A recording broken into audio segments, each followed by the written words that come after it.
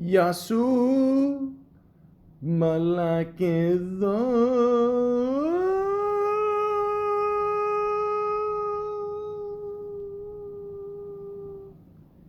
Welcome to the Malaka podcast.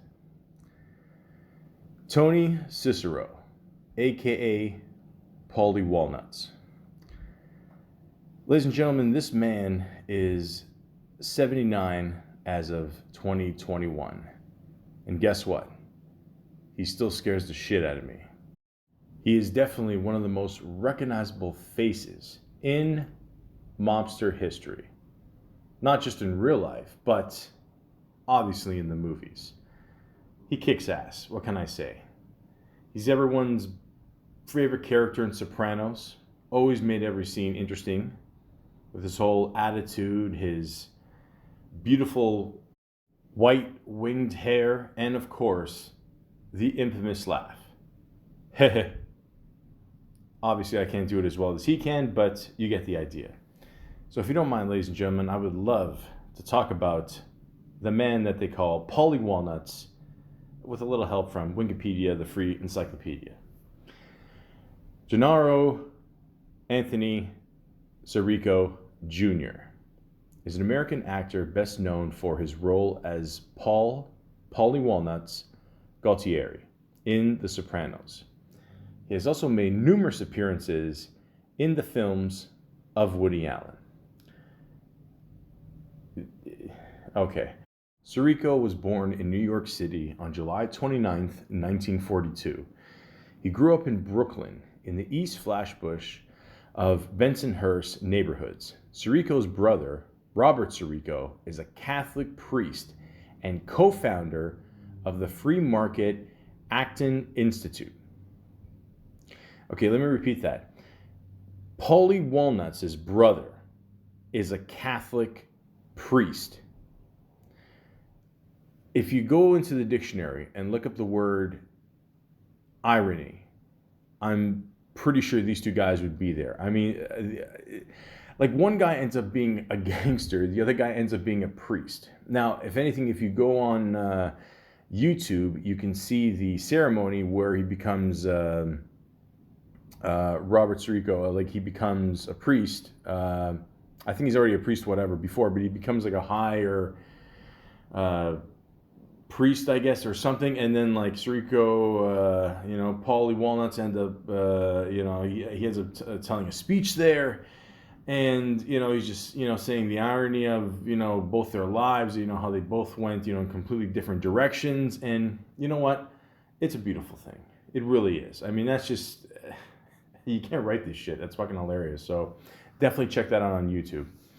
Anyways, Siciro was convicted of several crimes and had been arrested 28 times, including for disorderly conduct, assault, and robbery before taking up acting.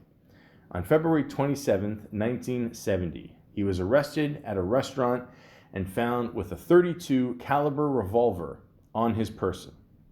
In 1971, he was indicted for extortion, coercion, and felony weapons possession.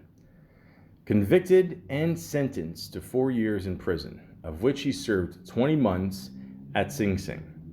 According to a court transcript, at the time of his sentencing, Siciro was the owner of a discotheque in Manhattan.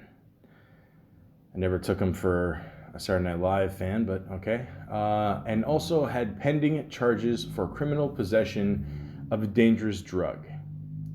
Siciro has stated that he was visited by an acting troupe composed of ex-convicts during his imprisonment, which inspired him to give acting a try. He appeared in the 1989 documentary The Big Bang by James Toback, in which he discussed his earlier life. Now, I know exactly what interview they're talking about. You can go online or just go on YouTube, because that's where everybody goes nowadays. And it shows Mr. Paulie Walnuts at his best. Now, when you first watch this interview, this is at least almost 10 years before Sopranos. you're watching this and you're like, okay, is this actually him? Is he putting on a show? Is this based on his real life? You don't know for sure, but let's just be honest. It probably is. I mean, there's no bullshit with Paulie. Even right in the beginning, he's asking him, about his past. He's like, yeah, I've done some crimes, blah, blah, blah. And then he asked him, has he ever killed anyone? And he's just smoking his cigarette, and he goes, did I what? And he just goes to the next question. Like, it just goes black. I mean, that's just classic Paulie. What's also funny, the next two questions, he just kind of laughs him off. I mean, the second one, he asks him, do you believe in God? And he goes, you gonna ask me that? What's also really interesting is that he said he left his wife and kids for a girl, and it pretty much went downhill from there, Don't ask me why, just it happened. I also have to point out that at this point that he has such like a gangster face. I mean, like I'm half Italian, I watch The Sopranos sometimes, and well, all the time, and like it's almost like a family reunion. I mean, some of these people, it's just so, it's just extremely, they look very Italian. Let's just say that, and Tony here. He just fits the bill to a T. He's got the slicked hair, the face, just the mannerisms in his face, just the way he talks. It is very Italian, And I notice even in this interview, like he's just very soft spoken. He's not overreacting. He's very cool. He's just answering the questions, as they come, and he's being very truthful. But remember, don't ever look at Paulie's girl, because, like he said, he threw down a lot of beatings for her, and he really loved her. Would you ever even go remotely close to Paulie's girl? I mean, like, come on. You're better than that. The one guy he beat up so bad that, for looking at his girl, he literally just threw him over the bridge. The guy landed on a boat, and he even said to this day he has no idea what happened to him. And he even says, afterwards, his girl didn't freak out or nothing, just hugged him and kissed him. Ain't that something? And yet, when he got arrested, she abandoned him. So, I don't know, he can't explain it. I don't think common sense can explain this. I mean, I don't know, maybe, let's just be honest, guys. I think some women just like a guy who's dangerous. And then once he's caught in jail, I don't know, they don't want to deal with it anymore. They don't want to see the guy after. Maybe they thought of him as like this Superman, and he can never be touched. He was always above the law. And then once he gets caught by the law, that's it. It's done. Maybe there goes the appeal. So who knows? He said for the first 6 months he was in jail, it fucked with him. I mean, he couldn't get over her. And then for some reason, after 6 months, he just kind of woke up out of his funk, and that's it. He felt better. It's that simple. Now, at this point of the interview, it kind of zooms out more. And again, like, Paulie always looks good, man. Like, I mean, he looks like he's in pretty good shape for an older guy. He's wearing the suit, like I said, he's got the cigarette there, He's got his legs crossed. I mean, the guy looks like he just looks like a boss, man. I mean, you just can't mess with him. He's from a whole different generation where, yeah, you know what, you fuck with me, I'm coming back hard, man. I mean, it's just the way it is. I'm going to just sit there and take it, I mean, what do you think? Paulie's online being a troll to people, fucking blogging, oh, I don't like you? I mean, fuck that. Like, it's a completely different generation. They dealt with things face to face. And of course, when you're a tough guy, you deal with a lot of tough people. And he says he got shot by an Irish guy right on the steps of a church. We're all watching The Godfather, and I don't know, he seems like he's pretty much living it. Also, I gotta say that I love the way this interview's edited, because the guy says, "Oh, what were you guys fighting over?" They walked into our neighborhood. And it just cuts to black, and it just goes to the next question. I mean, oh, this is great. He was a crazy kid, he said. He did a lot of shit. Yeah, he also said he worked construction before he did all this, which I'm assuming he actually means actual construction. Usually when you say construction, when you're in a certain business, it means something else. He said he got stuck with the name Junior, and the interviewer is like, "Oh, you don't like it?" He's like, "I'm 45 years old. Would you like it?" And again, cuts to black. This is, I love the way this is edited. It's simple and to the point. He said one thing he fears is being alone, and he puts a big wall up, and that's a problem with a lot of tough guys and a lot of guys that are perceived as tough and live that lifestyle. I mean, it's a hard thing to admit, to say, hey, look, I don't want to die alone, but then the irony is that if you live a life like this, you push a lot of people away. You're used to having things your way, so people don't want to really be with you. So it's the people that that have been with you for a long time and close to you, and that somehow just try to get to know you. These are the people that will be with you to the end. But at the same time, he still fears dying alone. Which a lot of us do. And then he asks him a great question: have you ever killed anybody? And right away he says no. Now a lot of us, I'm just going to say, I believe you, Paulie. And then he asks him, like, why not? Like he's and then he goes like, and he's laughing too. He's like, you ask me, like, why haven't I killed anybody?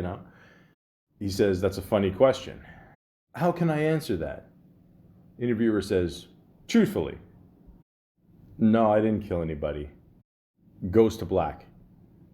Again, this editing process is awesome. I'm not trying to make a joke out of this. It's just funny. Like, he gives the answers, boom, next. That's it. I love this.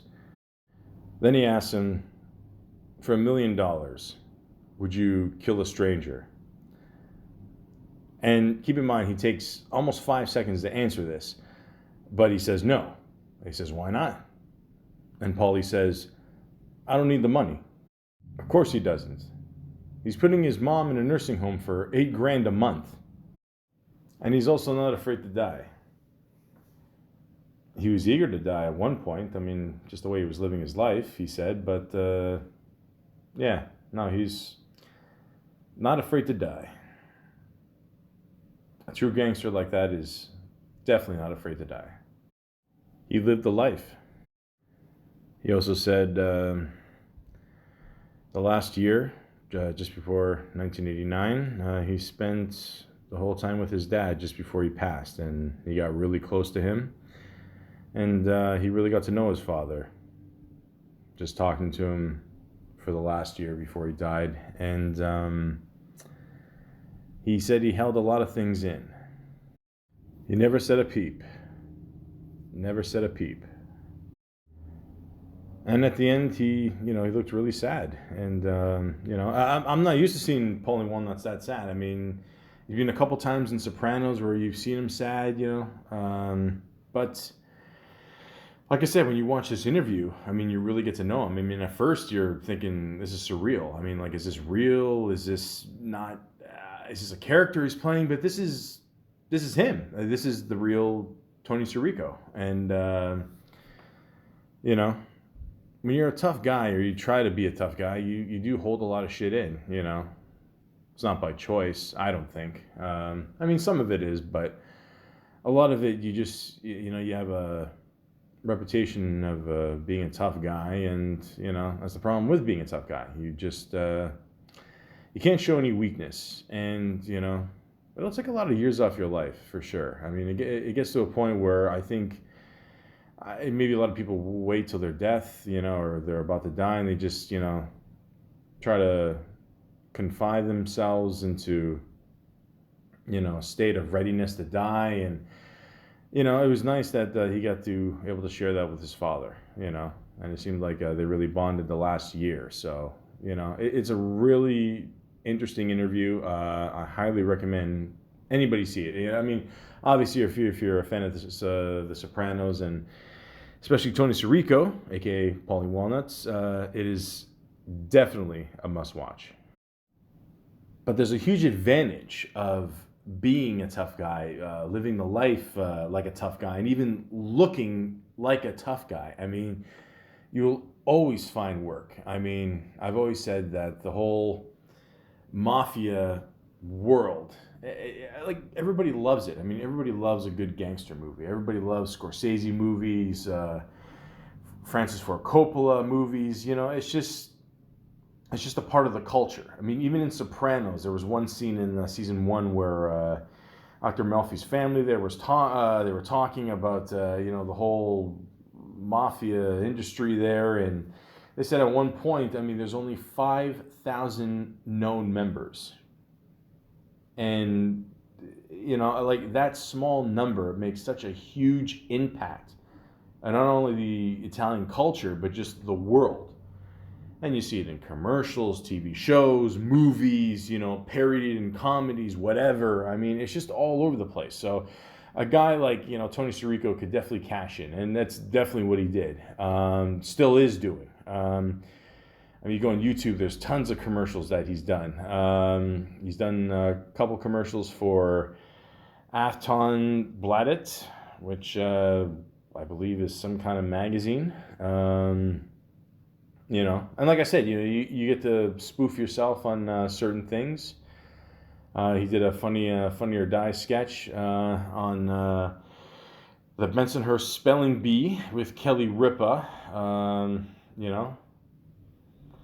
He showed up in a really funny Denny's commercial. I love these. There's one, he just shows up there, he's given a breakfast. That's not a real breakfast, and he gives him the classic Paulie look, where he's got his head down, he's got his one raised eyebrow a bit, and he's basically just saying, you better fucking change your mind, take my Monopoly money, that's it, we're done.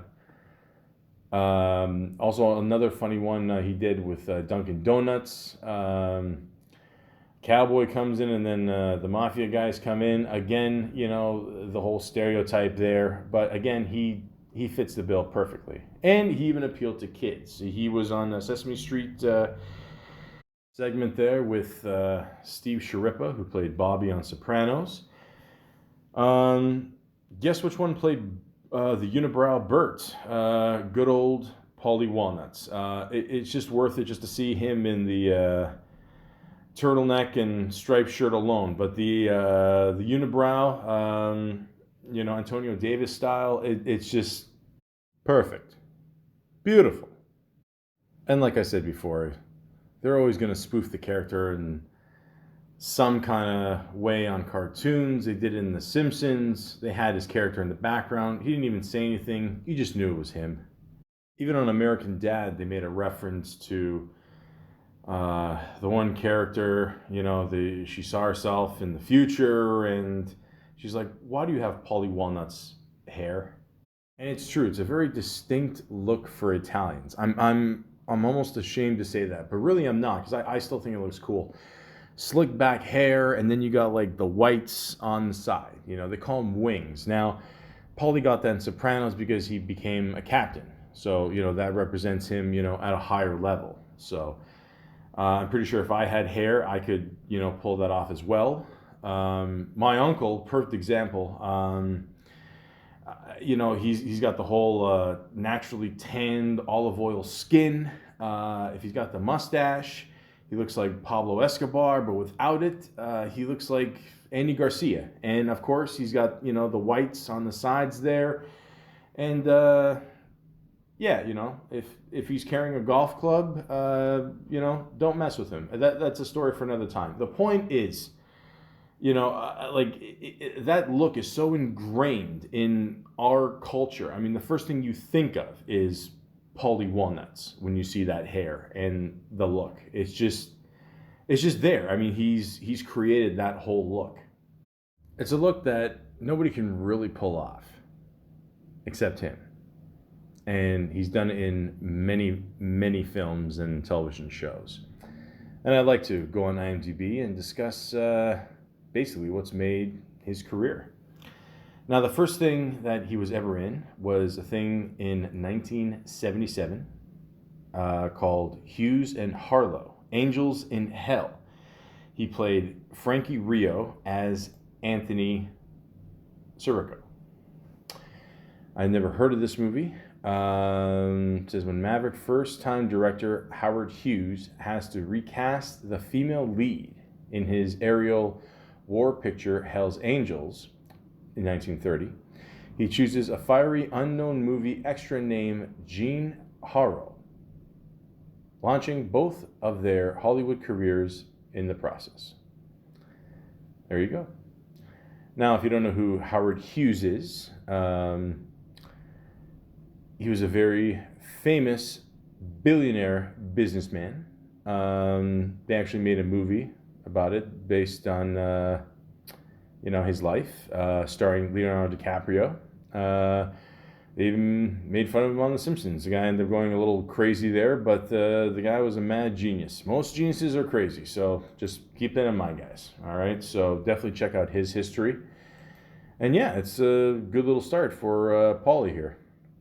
And he did The Godfather Saga, which is a TV miniseries. He played an extra. It says here it's unconfirmed and uncredited.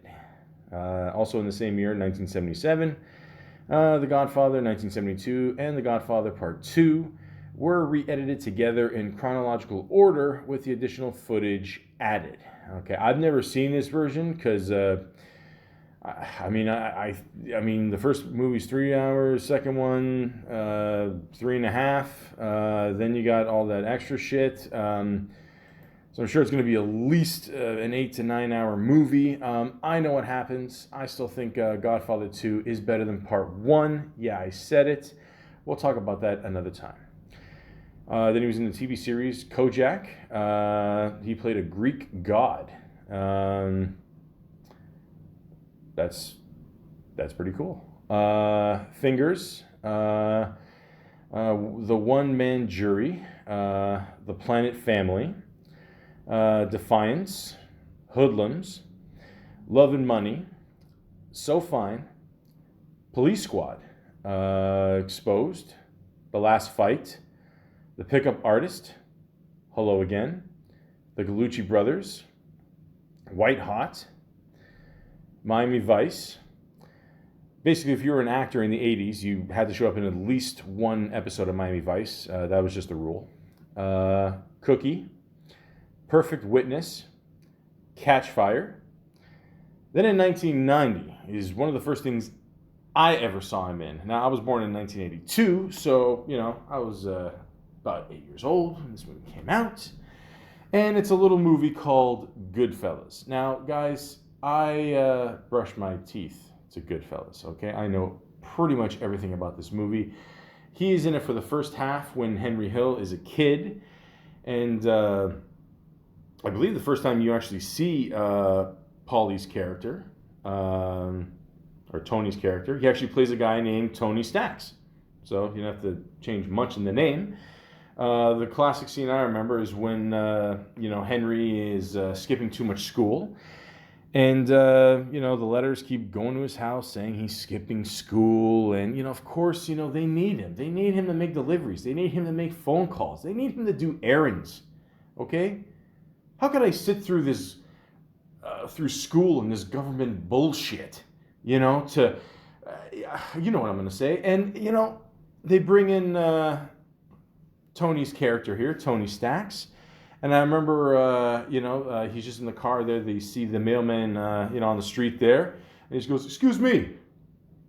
Comes up to him casually, just grabs him, scumbag. And, they force him into the oven there. They didn't actually put him all the way in the oven. I'm sure if it was a real oven, once his hands touched the door there, his hands would have virtually melted. But, right there, he played a tough guy, and then you see him in the background there, a couple scenes, and, that was pretty much my introduction to Tony Siciro. So that's pretty cool, to be in one of the best movies of all time. Then he was in 29th Street, In the Shadow of a Killer, Innocent Blood, New York Cop, Romeo is Bleeding, Men Lie, Bullets Over Broadway. It's a pretty good movie. Definitely recommend it. I know, Woody Allen. Yeah. I know. I already hinted that before. I'm just saying, he's done some good shit in the past. I mean, yeah, whatever. And it's a good movie. I don't know. I don't have to tell you guys. Check it out. The Search for One-Eyed Jimmy, Mighty Aphrodite, Dead Presidents, which is a great movie. I just don't remember him in it. He apparently plays a cop, Officer Spinelli, which is definitely an Italian last name. Secret Sins, Dearly Beloved. Then he was in the made-for-TV movie of Gotti, which came out in 1996. Not to be confused with the Gotti movie that is so fucking horrible that John Travolta is in. I've already given it enough press, but this is the good one. What's cool about this movie is I'm from Toronto. A lot of this movie was taped in Toronto. Spoiler alert, guys. So if you want, click. The one scene where they kill the guy who killed John Gotti's kid, that's just right behind Sherbourne Station, that tunnel. Even when I watched that, I was like, oh shit, this is Toronto. And you can tell because there's a lot of Canadian actors in there as well. And it's a good movie. I enjoyed it a lot.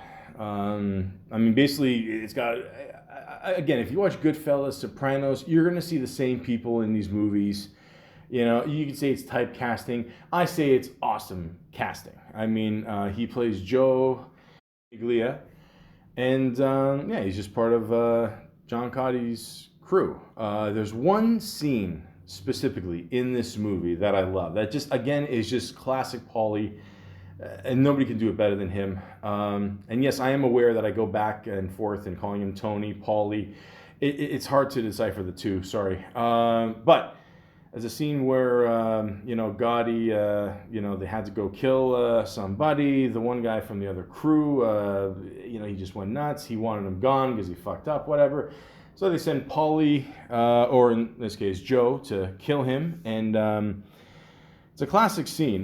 They just shows him on the street. He's in some kind of, it looks like an electrician van or something. It just shows Paulie, the door's open in the back there. And he's just slowly, twirling the wire together, whatever, and and he sees the one guy sees him, Paulie sees him, he gives him the classic Paulie stare. We all know what that looks like, the grin, and he just starts chasing him down the street, ends up shooting him with the silencer. There's a kid park, like right in the background there. Nobody sees anything, silencer, sounds like birds chirping. We all know that. Don't ask me how I know. But, that's classic. And he's in the movie in and out, whatever. And, he was great in it, And again, it just, it suits him. You know what I mean? Like I said, a lot of these guys get stereotyped, cast as, gangsters, whatever, but who cares? It's worth it. They played so well. So definitely check that one out. Everyone Says I Love You. He actually showed up on Cosby. I'm sorry to hear that. He was in Copland, the movie. Again, I don't remember him in that. I've seen that one for a while, but again, great movie. Hell of a cast. So definitely check that one out. Deconstructing Harry, which again is another Woody Allen movie. Woody Allen's come out with a shit ton of movies. I think it's like 60, 70 movies. I don't know, something like that. I've only seen a handful of them. So, The Deli, which I have not seen. He plays a character named Tony. The stereotypes just keep coming, guys. I don't know. I'm sorry. The Good Life, Mob Queen, Witness to the Mob, Celebrity, Vig, A vig is, let me explain that term to you guys.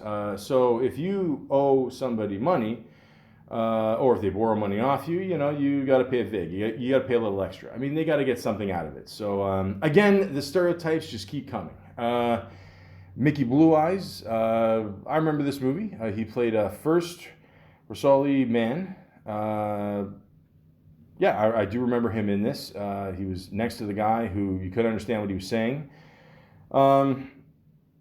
These stereotypes, again, are not stopping anytime soon, guys. I like this movie.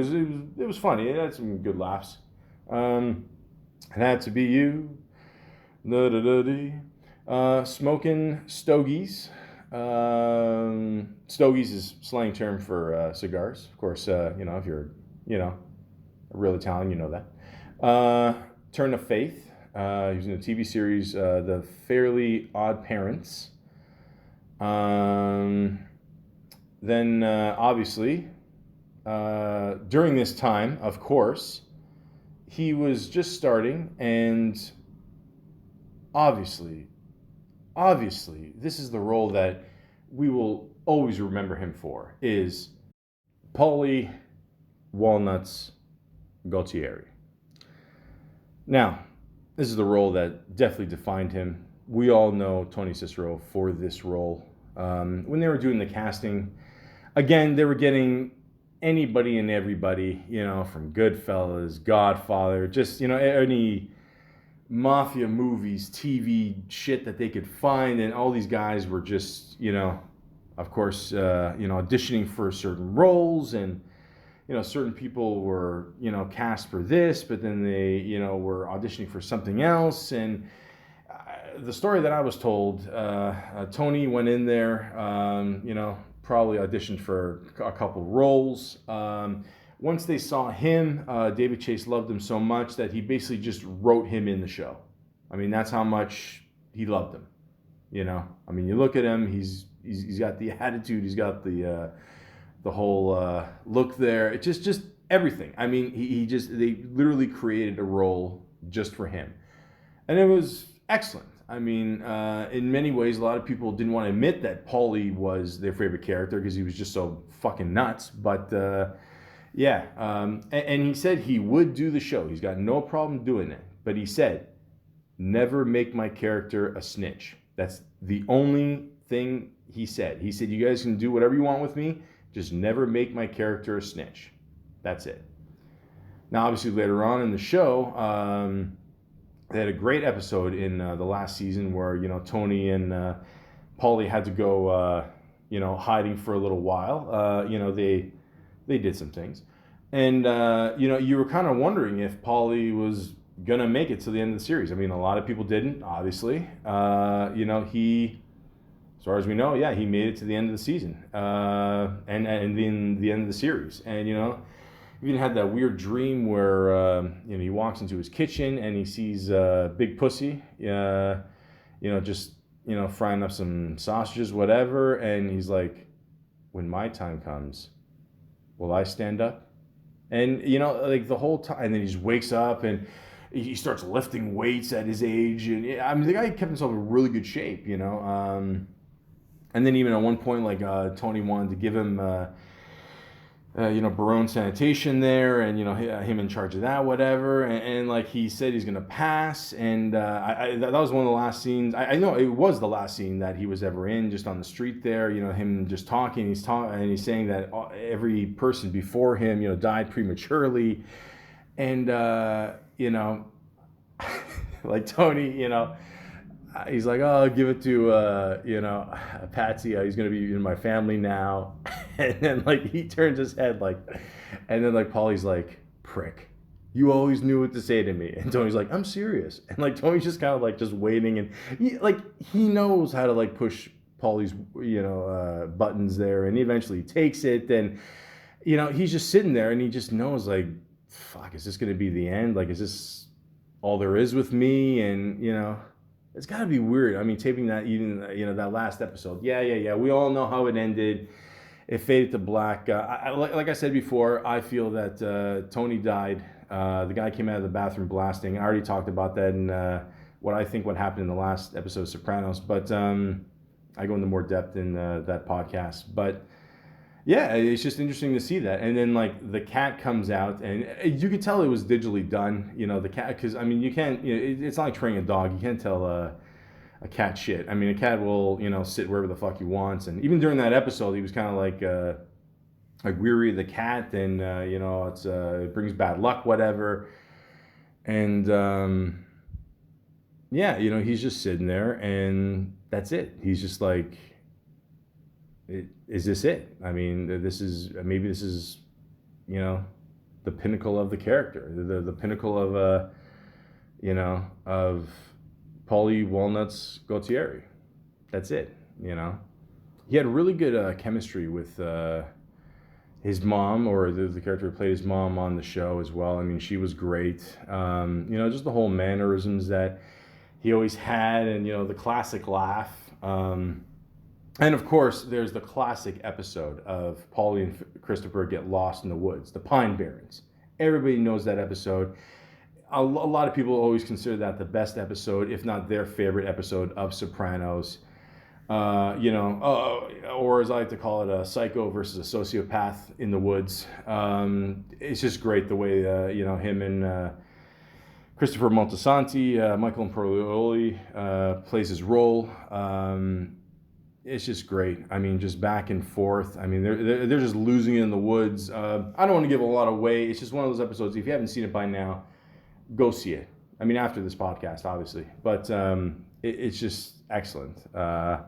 You know, like, I love the part where I do have to say this though. Like, I love the part where they're just in the somehow they find this abandoned van in the woods, and you know, at one point, like, Christopher's just like waking up. I mean, the guy's got a bump on his head the size of Kansas, and you know, he's probably got a concussion and whatever, and like, he just looks over at Paulie, and he sees Paulie like eating something, and he's like, "Well, what are those Tic Tacs?" You know, he's like, "Give me some." He's like, "Oh, there aren't anymore. Yeah, I just found them. Yeah, you selfish prick. I'm dying here, so fucking die already." You know, like, he's like, Paulie. Yeah, see, like, Paulie knew that he had the Tic Tacs on him. He couldn't eat them in front of him. Like, he had to wait till he fell asleep, and you know, the whole time he's just like, you know, like, give me your shoes. So, I mean, keep in mind, he lost one of his shoes in the snow because, I don't know, they were chasing the Russian there. It's just the whole, just the whole fucking thing, man. I mean, it's just hilarious. So, and also, one of the funniest parts too is when you know, Christopher got shot, and you know, he tells him about 3 o'clock, and he has no idea what the fuck 3 o'clock means, and he ends up going to see a psychic, and the psychic tells him, you know, a whole bunch of shit from his past, and he reminds him of the dude he shot in the season 1 there, and like, he wants to know if it still itches, and you know, like, he literally just throws a chair in the room. Like, I don't know what the fuck he's throwing a chair at nothing. I'm not going to repeat what he said because it's politically incorrect nowadays. But it's just, I mean, the whole scene's hilarious. So also written by Michael Imperioli. So he definitely, you know, gave him a great role in that one. But yeah, I mean, he was just excellent in Sopranos. I mean, just fucking phenomenal. Honestly, you couldn't have picked a better guy for that role. It was written for him. This is what he'll be known for throughout his acting career, for sure. You know, and I don't mean that in a bad way. He's done some cool shit, but yeah, I mean, he was just excellent in this series. And again, if you've never watched Sopranos, we got nothing else to do during COVID. Just binge watch this show. It's actually one of the top binge watched shows during this, you know, pandemic. And you know, now the past generations, the future generations, whatever, everybody's watching the show, catching up on it. You know, I mean, it was a phenomenal show. It's, in my opinion, the best TV show of all time. And Tony Siciro was a huge part of it. Now they have the Soprano podcast, hosted by Steve Sciarippa and Michael Imperioli, and they just get people from the past, you know, who worked on the show, directors, writers, actors, whatever, and they just talk about the show. So I'm just following the show with them. You know, I listen to the show that they review, then I watch the next one, then wait for the next week. You know, wash, rinse, repeat. So it's excellent. You know, that they're doing this. The only thing is they have not brought on Tony Siciro yet. I don't know if they're waiting for him maybe later on in the series there right now. As of right now, January 2021, they're in like season 4-ish.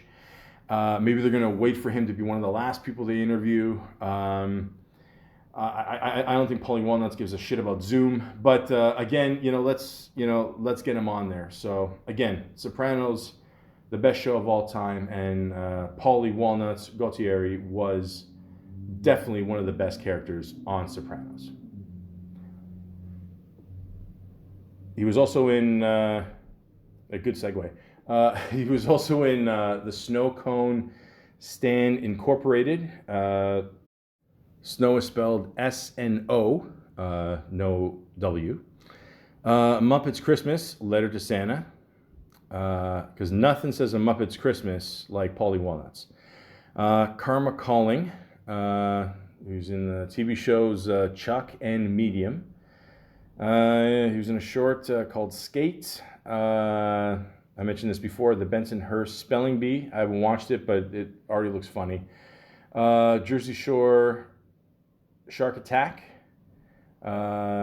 Nikki Deuce, which I believe was one of the last things that James Gandolfini was in, rest in peace. The whole Soprano cast was behind this. Or at least a lot of them were in it. I don't know, it kind of looks like a mini James Gandolfini there. Looks like more of like a kid's movie. Taxi Brooklyn, Zara's Law, Friends and Romans. The stereotypes just keep coming. Lilyhammer. Okay, now I just want to say this. We all know what Netflix is. You even saw, actually, Paulie Walnuts in a Netflix commercial. Remember when Netflix first started and you had to send away for the movies in the mail and, the actual DVDs or Blu-rays or whatever? Who knows? I mean, who the fuck wants to touch someone else's shit? But anyways, now you just do it all online. Everything's done online. Doesn't matter. But Lilyhammer was the first original show for Netflix, even before House of Cards. A lot of people don't know this. And he showed up in this show. The show is just basically about... the best way to describe the show is, let's say once Sopranos ends, again, spoiler alert, turn off your shit, whatever. Sil at the end is in a coma. So it's like this show is... let's say if Sil woke out of that coma and then became a government informant. And he had to fake his death, and then he moved to Lilyhammer. And then slowly he, starts his whole operation there. And Tony Cicero joins the cast. Ironically, again, he plays a priest, which is a huge stretch at this point. But again, that was, like I said, that's whose brother is in real life there. He's a real priest, and sure you got a couple, points off him, how to play him, and his name was Antonio Father Tony Tagliano. Tony Tagliano. There you go. So he showed up in a couple episodes there, and I really recommend this show. This is a show, it only lasted 3 seasons. I mean, there was a rumor that they're going to pick it up overseas again. I don't know if that's going to end up happening, but again, it is excellent. If you enjoy the whole, mafia genre, it's great. I mean, you're going to see a lot of familiar faces in it. It's excellent. Like, it really is. And it's a shame it didn't last longer, So I definitely recommend that you watch this show. Family on Board, Touched, The Grinder, Cafe Society, Family Guy. I always forget he showed up in Family Guy. Okay, so basically, he did this one funny cutaway. Of course, they're making fun of Italians, and then it pissed him off.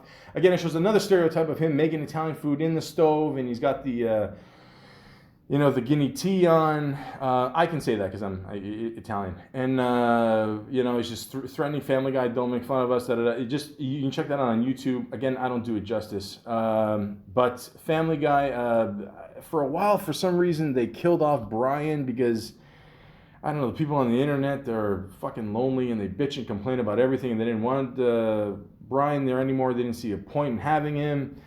And then they killed him off, and then they brought back another dog, and it was voiced by Tony Cicero. And the name was Vinny. But according to here, he only showed up in 5 episodes. That's it.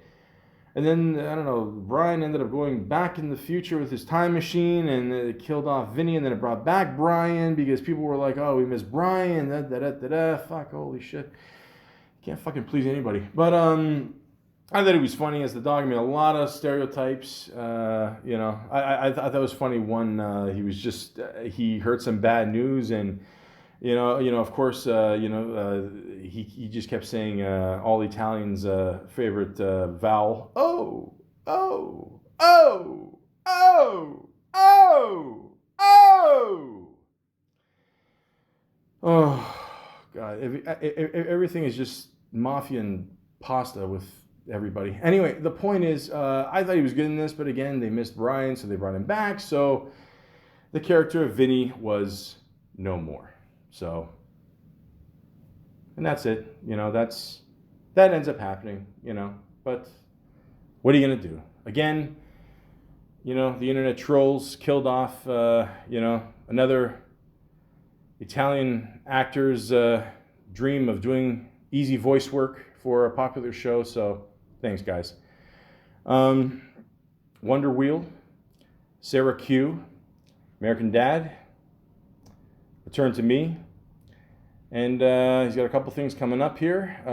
Super Athlete, Coach Lou.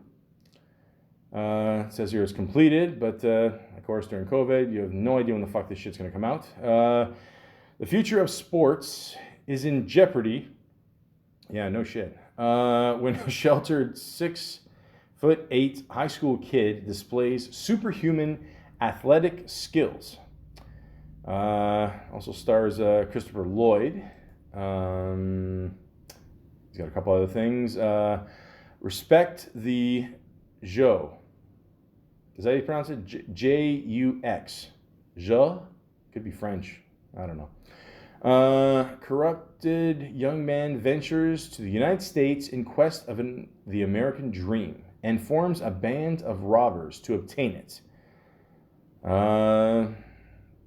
Yeah, well, they got Tony as the main guy here, so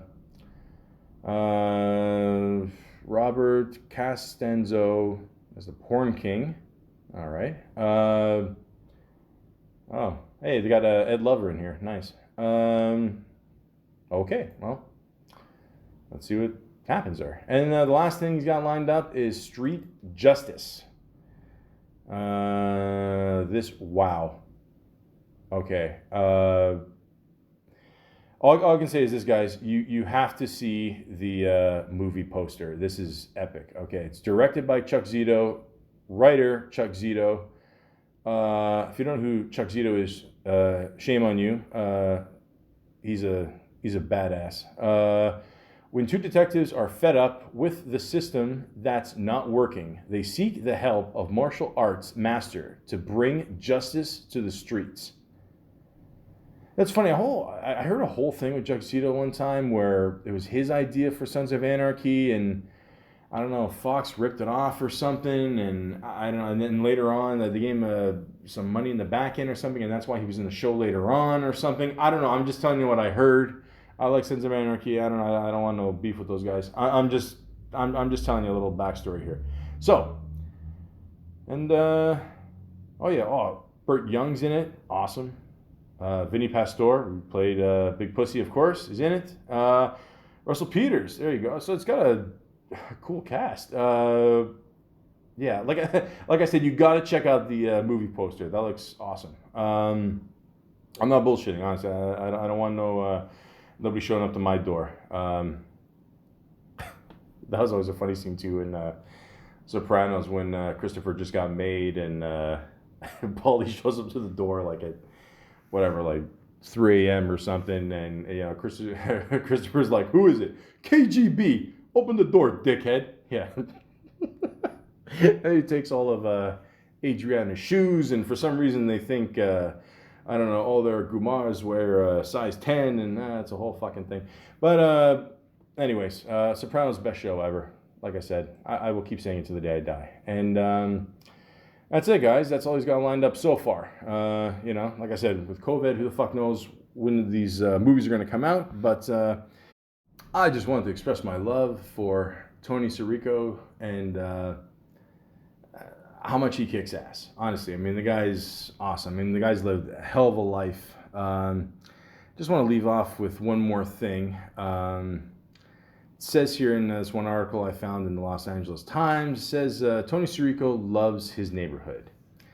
"I take this place over Beverly Hills any day," says the 45-year-old actor, driving his Chevy Malibu past the storefront pizzerias and candy stores in the sleepy district of Bensonhurst. Now, keep in mind, guys, this is from July 15th, 1990, so hence 45 years old.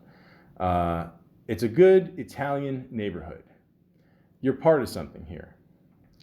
And I've always said, I mean, and of course a lot of people, always say that you're a product of your environment. So imagine if Tony Siciro grew up in Wisconsin. Do you think he'd be the same guy? Obviously not, so you're always a product of your environment. And, being a strong Italian like him, you feel very lucky, especially, in times like this, that, you're able to still have a career in this business. And, he could still be in jail right now. I mean, the way he lived his life before, and he did his time and he got out, and, he was able to, make his tough guy real life image into, onto the big screen, onto TV. And, it's an awesome thing. Like it really is. And I always tell people, when you become an actor and, you're able to be in movies and TV shows, I mean, you basically hit the lottery, And a lot of people study it all their lives, and Tony studied it a little bit, but he kind of just fell into it. It seems like, and he worked hard at it for a while, and then he was on Sopranos, the best show of all time, and it's awesome. Like it really is. I mean, it's just good to see a guy that's really appreciative of everything he's been through in his life, and he's worked hard at it, and he's made good. Proud Italian, of course. So for me to see that from him, that's awesome too. And he created a great character in TV history. "You're not going to believe this. He killed 16 Czechoslovakians. The guy was an interior decorator." I could talk Sopranos all day, but that's just a classic line from Pine Barrens. Oh, by the way, Steve Buscemi directed this episode. I've listened to like 2 commentaries of things in my life, Pine Barrens and Dogma. Definitely, I recommend listening to the commentary in the Steve Buscemi episode when he directed this. It's just excellent. Again, they're at the guy's apartment. Paulie does the laugh, and then Steve Buscemi just goes, "I love that laugh." And again, that's a very just distinct thing he did. He created an awesome character with Sopranos. And the man himself is very interesting, and he has lived quite an awesome life. And I hope he keeps on living an interesting life. And God bless him. Worst case scenario, he does something bad. He goes to his brother. It's all exalt. And let's hope that he never loses the wings. Tony, you're a captain to all of us, now and forever. We love you. And I've always wanted to say this. That one clip at the Emmys where Ryan Seacrest was, kind of making fun of you a little bit, and you took it in stride. We all know if this was years ago, we all know what would have happened. So, thank you very much for all the years of entertainment, and God bless you. Tony Cicero, aka Paulie Walnuts.